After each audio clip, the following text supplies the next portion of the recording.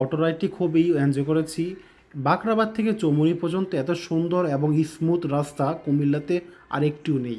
রাস্তার সৌন্দর্য দেখতে দেখতে আমরা এসে গেলাম চৌমুহনী বাজারে। বাজারে এসে আমরা দেখা পেয়ে গেলাম সেই বিখ্যাত খ্যাপসা ও আলফাহাম রেস্টুরেন্টের, অ্যাটলিস্ট হানিফের মুখে বিখ্যাত। যাই হোক, কোনো কালক্ষেপণ না করেই আমরা হাত মুখ ধুয়ে একটি টেবিল দখল করেই বসে পড়লাম। এদিকে হানিফির দেখি লক্ষ্য করে দেখলাম সে একটু পরপর ঢোক গিলতেছে। এত ক্রেভিংস তার মনের মধ্যে, ক্যামেরা দেখে বললো একদম চুপ। আমিই তো মনে মনে ভাবতাছি খাবার যদি মজা না হয় বাবা একদম শিক্ষা দিয়ে দিব। এদিকে একটু পরে একটা পলিথিন বিছিয়ে দিয়ে গেল, তারা এই পলিথিনের উপরেই খাবার দিবে, একদম অ্যারাবিয়ান স্টাইলের মতো, কোনো থালাবাটি নাই, পলিথিনে ডাইলা দিবে খাবার, এবং আমরা সেই খাবার হাত দিয়ে খাবো। প্রথম দিনে রকিবকে থালটা আইনা ধপাস করে ফালাইয়া রকিবের সামনে খাবারটা দিয়ে দিল। রকিবের তো আর সয় না, সে এখনই খেয়ে ফেলবে। আমি বললাম থাম মামা, আমাদেরকেও দিয়ে নেক।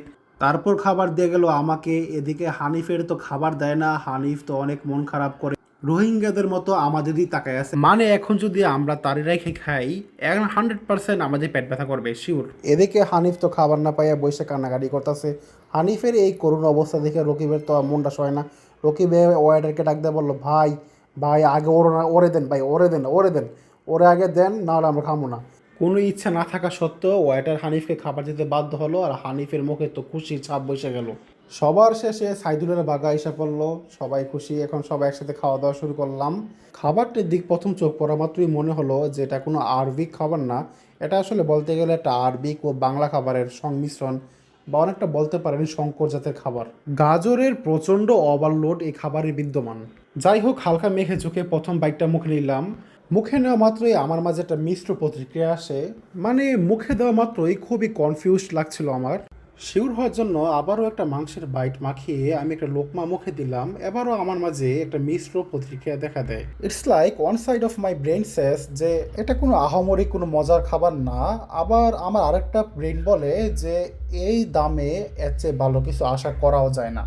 এদিকে হানিফ তো মহাখুশি, 2 মিনিট এসে 80% শেষ করে দিছে।